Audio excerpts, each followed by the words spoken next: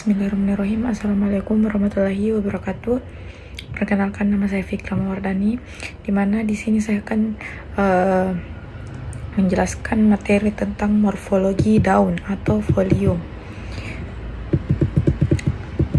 Dimana yang akan saya paparkan yaitu pentingnya mempelajari daun, pengertian dan fungsi bagian-bagian daun, bagian-bagian daun tunggal dan majemuk, perbedaan daun tunggal dan daun majemuk, tipe-tipe daun, dudukan daun, bentuk daun, pangkal daun atau base, ujung daun atau apex atau tepi daun, margin, pertulangan daun, venation, keadaan permukaan daun, surface. Alat hara atau organum nutrifum. Pertama yaitu semua bagian tubuh tumbuhan yang secara langsung ataupun tidak langsung berguna untuk menegakkan kehidupan tumbuhan. Kemudian yang kedua yaitu terutama yang berguna untuk penyerapan, pengelolaan, pengangkutan, dan penimbunan zat-zat makanan. Kemudian yaitu pentingnya mempelajari daun. Daun adalah salah satu organ tubuh tumbuhan yang tumbuh dari ranting, biasanya berwarna hijau dan terutama berfungsi sebagai penangkap energi dari cahaya matahari untuk fotosintesis. Daun kaya akan zat hijau daun atau klorofil. Untuk daerah tropis, daun selalu dapat ditemukan di setiap waktu. Ada pula tumbuhan pada waktu tertentu meranggas atau menggugurkan semua daunnya.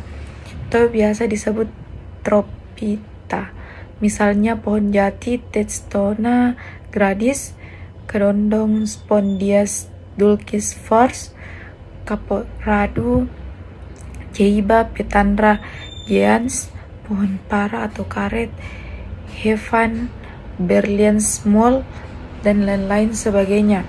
Kemudian yang serupa tapi tidak sama, bagian tumbuhan yang mudah diawetkan, kemudian keawetannya lebih baik dibandingkan bagian lain daripada tumbuhan. Kemudian fungsi daun, di mana fungsi daun bagi tumbuhan yang pertama yaitu pengambilan zat-zat makanan, itu biasa disebut dengan resorpsi, terutama yang berupa zat gas atau CO2. Kemudian yang kedua itu pengelolaan zat-zat makanan, atau biasa disebut dengan asimilasi atau fotosintesis. Yang ketiga yaitu penguapan air, transpirasi, kemudian yang keempat pernapasan, respirasi. Yang kelima yaitu alat perkembangbiakan secara vegetatif.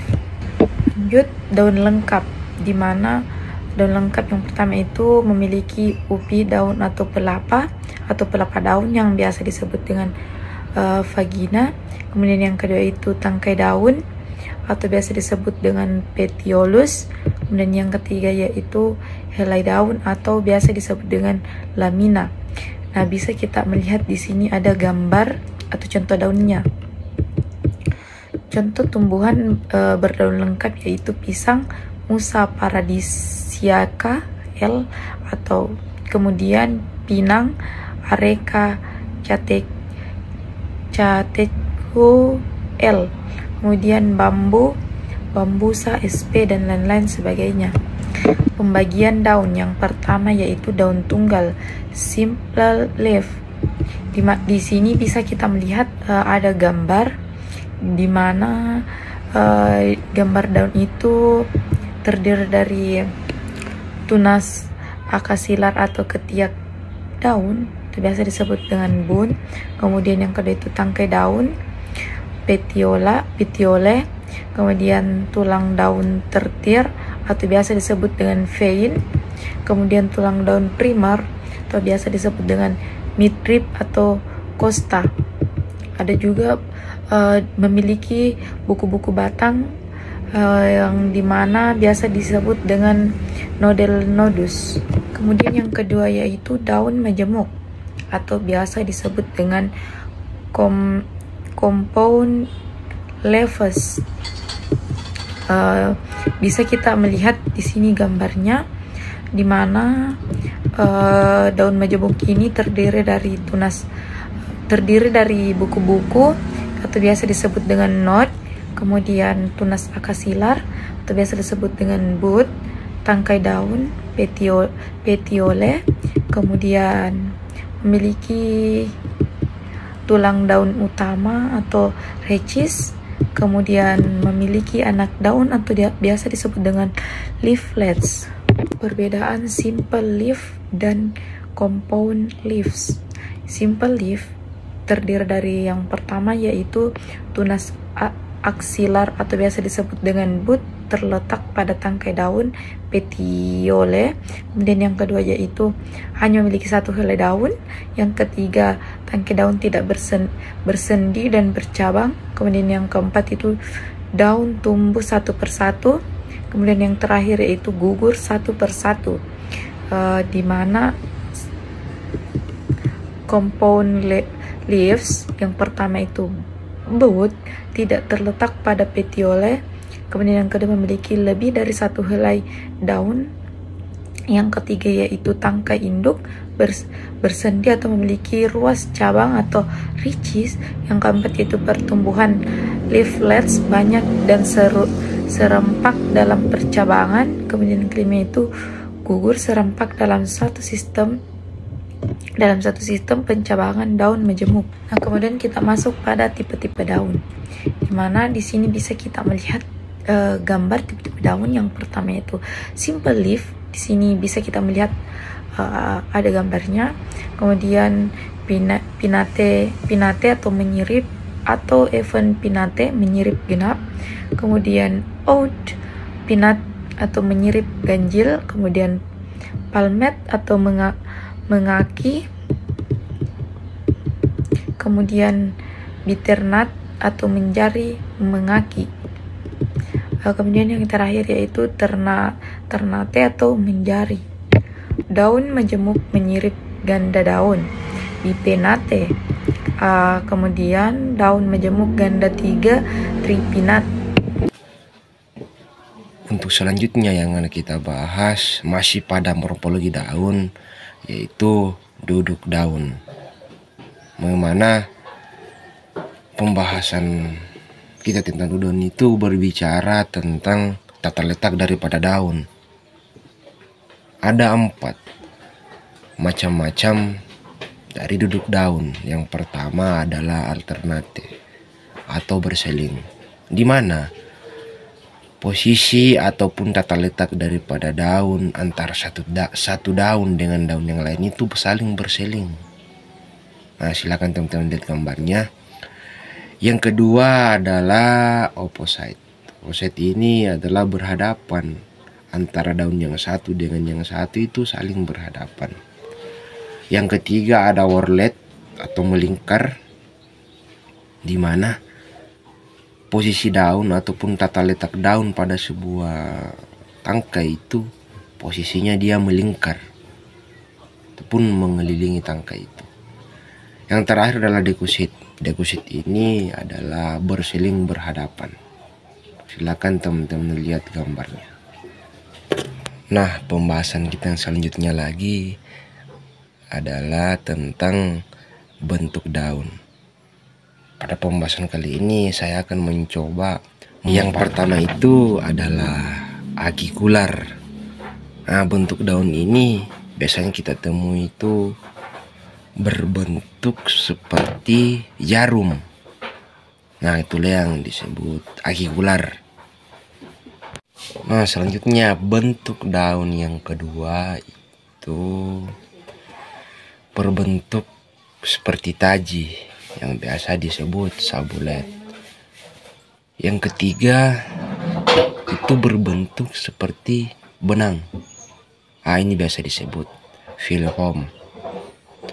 Kemudian selanjutnya yang keempat ini dia juga berbentuk seperti benang, tapi dia bercabang atau biasa disebut benang yang bercabang. Ini yang disebut dengan phylum segment. Nah, yang selanjutnya pada poin kelima, untuk bentuk daun itu ada yang disebut linear, di mana daun ini berbentuk pipi sempit dan paralel di kedua sisinya. Biasanya panjang daun yang seperti ini itu 4 kali daripada lebar daun. Nah, bentuk daun yang selanjutnya itu ada yang disebut dengan lanceolate. Daun yang seperti ini memiliki ciri-ciri runcing ataupun tajam pada ujungnya, namun melebar pada pangkalnya. Yang selanjutnya adalah bentuk daun opate, di mana bentukan daun seperti ini tuh memiliki ciri-ciri yang dimana daunnya itu hampir mirip dengan telur. Bentuk daun yang selanjutnya itu biasa disebut dengan oblanceolate. Oblanceolate ini merupakan kebalikan daripada lanceolate, di mana oblanceolate ini memiliki bentuk yang runcing pada pangkalnya namun melebar pada ujungnya, seperti itu. Dan yang selanjutnya ada yang disebut dengan spatulate, di mana bentukan daun ini memiliki ciri-ciri yang berbentuk seperti sendok. Bentuk daun yang selanjutnya itu ada yang disebut dengan deltoid, di mana ciri-ciri dari jenis daun yang seperti ini adalah dia berbentuk segitiga dengan pangkal yang rata. Selanjutnya, bentuk daripada daun ada juga yang disebut dengan obrikular, di mana obrikular ini memiliki ciri-ciri bulat seperti piring, panjang dan memiliki lebar yang sama. Dan yang selanjutnya ada yang disebut dengan falcate, di mana falcate ini memiliki ciri-ciri berbentuk melengkung dan tidak simetris. Selanjutnya itu ada yang disebut dengan rengipom, di mana bentuk daunnya seperti ini memiliki ciri-ciri berbentuk seperti ginjal, dan biasanya petiolenya itu tersambung dengan urat daun dari berbagai arah. Bentuk daun yang selanjutnya itu ada yang disebut dengan peltate, di mana bentuk daun yang seperti ini itu memiliki ciri-ciri dia berbentuk seperti perisai dan petiolenya itu melekat pada bagian tengah helaian daun.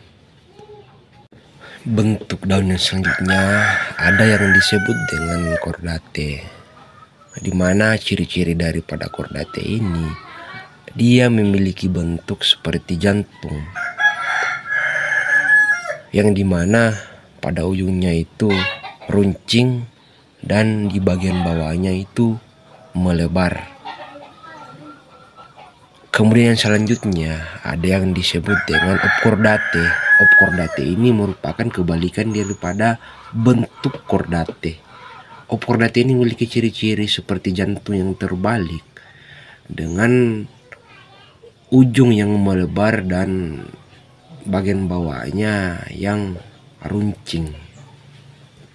Nah, bentuk daun yang selanjutnya itu ada yang disebut dengan sagittate, di mana bentuk daun yang seperti ini memiliki ciri-ciri berbentuk seperti panah, di mana ujung puncak-puncak daunnya itu mengarah ke belakang.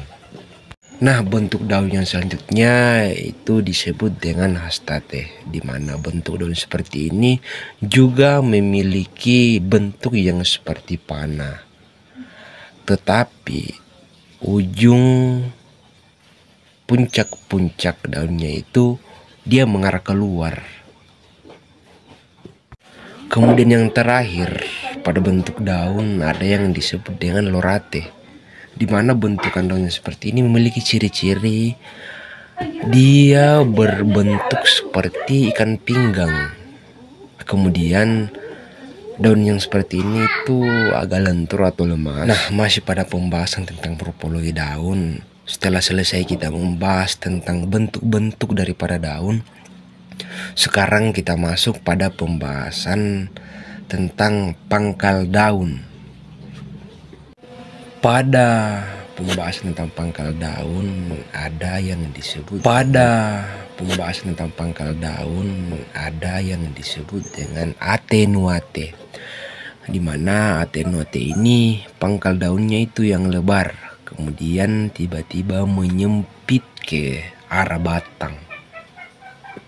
Kemudian yang selanjutnya pada pangkal daun ada yang disebut truncate, di mana truncate ini pangkal daunnya itu rata, ini secara horizontal. Kemudian selanjutnya ada yang disebut dengan cordate. Pada cordate ini pangkal daunnya itu berbentuk seperti hati. Dan yang selanjutnya pangkal daun ada yang disebut dengan arculate. Arculate ini tuh memiliki bentuk seperti daun telinga. Nah, pangkal daun yang selanjutnya ada yang disebut dengan sagittate, di mana sagittate ini memiliki ciri seperti pangkal panah dengan ujung pangkal yang tidak keluar. Kemudian yang selanjutnya ada yang disebut dengan hastate, di mana hastate ini juga seperti pangkal panah dengan ujung pangkal yang keluar ke samping. Pangkal daun yang selanjutnya ada yang disebut dengan faltate, di mana dia memiliki ciri-ciri tangkai daun berada di tengah dan pangkal daunnya itu rata. Pangkal daun yang selanjutnya ada yang disebut dengan perfoliate, di mana bentuk pangkal sesil dengan tangkai menembus hampir di pangkal daun. Daunnya kemudian mengelilingi tangkai. Kemudian yang terakhir pada pangkal daun ada yang disebut dengan connate perfoliate, di mana pada bagian ini ataupun pada jenis ini pangkalnya itu menempel dengan tangkai dan daun mengelilingi tangkai yang berada di tengah. Pembahasan saya yang selanjutnya masih pada morfologi daun. Setelah kita membahas tentang pangkal daun, sekarang kita masuk pada pembahasan tentang ujung daun atau biasa disebut dengan apex. Pada ujung daun ada yang disebut cirrus. Biasanya cirrus ini memiliki ciri-ciri ujungnya melengkung di suatu sisi seperti kumparan. Artinya bahwa daun ini memiliki ujung yang melengkung seperti kumparan.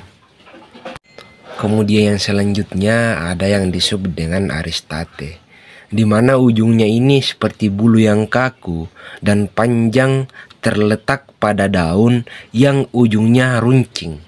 Nah, itulah ciri-ciri daripada aristate.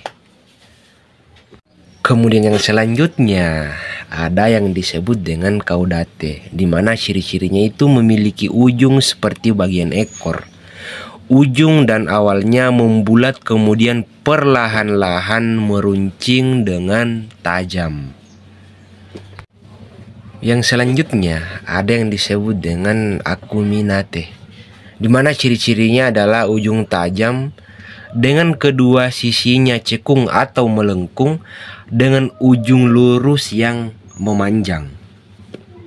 Yang selanjutnya ada yang disebut dengan acute.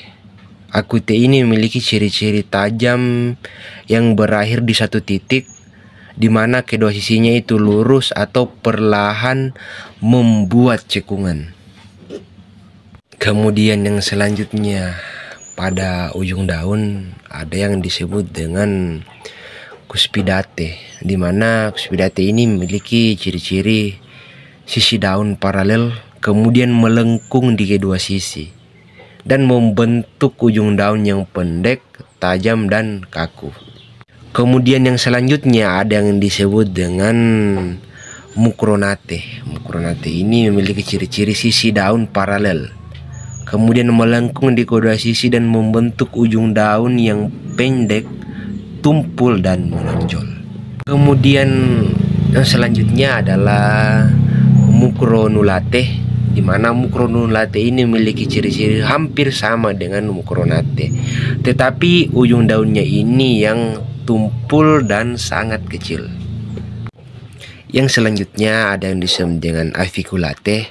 Aviculate ini memiliki ciri-ciri di mana pada ujungnya itu berakhir meramping dan berukuran kecil, dan dia ini tidak kaku. Kemudian yang selanjutnya ada yang disebut dengan Obtuse. Obtuse ini memiliki ciri-ciri ujung dan tumpul atau membulat pada ujungnya. Yang selanjutnya ada yang disebut dengan Retuse, di mana Retuse ini memiliki ciri-ciri ujung yang membulat dengan lekukan dangkal pada ujung daun. Kemudian yang selanjutnya ada yang disebut dengan Emarginate. Emarginate ini memiliki ciri-ciri hampir sama dengan Retuse. Hanya saja ya, lekukan pada ujungnya lebih besar atau dia tidak ke dalam. Dan yang terakhir pada ujung daun atau apex ada yang disebut dengan Opcordate. Opcordate ini memiliki ciri dia memiliki lekuk seperti jantung. Seperti itu teman-teman. Jadi silakan teman-teman cocokkan dengan gambar yang tertera dengan apa yang sudah saya deskripsikan tadi. Setelah kita selesai membahas tentang ujung daun, sekarang saya akan mencoba menunjukkan kepada teman-teman berbagai macam ataupun bagaimana bentuk-bentuk daripada tepi daun yang biasa kita sebut dengan margin. Silakan teman-teman perhatikan gambar yang tertera. Inilah contoh-contoh dari tepi-tepi daun atau margin. Kemudian yang selanjutnya kita masuk setelah kita membahas tentang tepi daun, sekarang kita masuk pada pertulangan daun, di mana pertulangan daun ini pasti sudah sangat sering teman-teman temui. Untuk teman-teman yang tertarik dengan petualangan ataupun sering-sering masuk hutan, pasti sering menjumpai beberapa jenis daun yang memiliki pertulangan yang berbeda-beda. Jadi saya akan mencoba menyebutkan beberapa jenis-jenis ataupun bentuk pertulangan daun. Yang pertama itu ada yang disebut dengan pertulangan daun paralel. Silakan teman-teman lihat langsung gambarnya. Kemudian yang kedua ada yang disebut dengan netted. Yang ketiga ada yang disebut dengan reticulated. Yang keempat ada yang disebut dengan strike. Yang kelima ada yang disebut intramargini passion. Yang keenam ada yang disebut dengan finately finet. Kemudian terakhir ada yang disebut dengan fimately finet. Seperti itu teman-teman untuk pertulangan daun. Jadi ketika teman-teman nantinya menemui sebuah daun ataupun daun, silakan teman-teman perhatikan tulangannya dan cocokkan. Kira-kira daun ini masuk di dalam jenis pertulangan daun yang seperti apa. Seperti itu teman-teman. Sekarang kita masuk pada pembahasan tentang keadaan permukaan daun. Pada keadaan permukaan daun ini saya akan menjelaskan sedikit tentang bagaimana kemudian kondisi pada permukaan daun. Ada beberapa jenis keadaan permukaan daun. Yang pertama itu adalah piscit ataupun melengket. Jenis daun yang seperti ini itu memiliki daun yang pada permukaannya ketika kita raba itu ada terasa seperti melengket. Kemudian selanjutnya ada yang disebut dengan geochos. Geochos ini memiliki permukaan daun yang seperti lilin. Kemudian ada yang disebut dengan glabrous. memiliki ciri tidak melengket atau berambut. Kemudian yang selanjutnya atau yang keempat ada yang disebut dengan komose. Komose ini memiliki permukaan daun yang memiliki rambut panjang yang berkumpul di ujung. Kemudian yang kelima ada yang disebut dengan siliante ataupun kiliante. Kiliante ini biasanya tepinya itu berambut dan sangat menarik jika rambut tersebut banyak dan kasar. Kemudian yang selanjutnya ada yang disebut dengan scabros. Scabros ini itu memiliki ciri berambut kaku seperti parut. Yang selanjutnya ada yang disebut dengan scorpi. Scorpi ini memiliki permukaan yang ditutupi oleh sisik-sisik kecil yang saling tindih menindih. Kemudian yang selanjutnya ada yang disebut dengan uncinate. Uncinate ini memiliki ciri berambut kaku. Kemudian yang selanjutnya ada yang disebut dengan Glachidiate. Glachidiate ini memiliki keadaan permukaan daun yang memiliki rambut kaku dan ujungnya bercangap. Seperti itu teman-teman. Baik, kemudian pada yang ke-10 yaitu berbelet, yang dimana bercagap pada ujung dan sisinya bercakap banyak ke bawah. Kemudian selanjutnya stelet, berambut seperti bintang atau berbentuk bintang. Kemudian yang ke-12 kaneskon, yang berambut pendek yang menutup rapat pada permukaannya, berwarna putih atau abu-abu. Kemudian selanjutnya flakose, rambut sedang sampai panjang yang saling menjalin dan menutup secara setempat dan spot. Kemudian selanjutnya tomentose, yaitu rambut pendek sampai sedang yang saling menjalin dan menutup rapat. Kemudian yang selanjutnya lanate, dengan rambut-rambut panjang yang saling menjalin. Kemudian gladular, rambut-rambut yang ujungnya mempunyai gladular atau kelenjar keringat yang kadang berwarna. Gladular bisa pecah atau bisa terkena kulit dan dapat menyebabkan gatal. Kemudian yang selanjutnya yaitu strigose, rambut pendek dan kaku. Kalau sangat pendek disebut strigolose. Kemudian yang selanjutnya yaitu sericous, di mana sericous ini rambut panjang, lurus dan lunak, terasa seperti sutra. Kemudian yang ke-19 puberulen, yang dimana rambut yang sangat pendek dan lurus. Kemudian yang selanjutnya yaitu pubescens, dengan rambut yang pendek hingga sedang. Ukuran ini terkadang dipergunakan sebagai pembanding pada rambut-rambut lain dari beberapa tipe. Kemudian yang selanjutnya yaitu phyllos, di mana phyllos ini rambut panjang yang berombak dan lembut. Kemudian phyllos, di mana phyllos ini rambut panjang dan lembut, hampir lurus dan sukar dibedakan dengan phyllos. Kemudian yang selanjutnya itu hirsute, di mana hirsute ini dengan rambut panjang yang keras atau kuku. Jika kondisi rambut tersebut kurang, dapat disebut hirsutulous atau hirsutulose.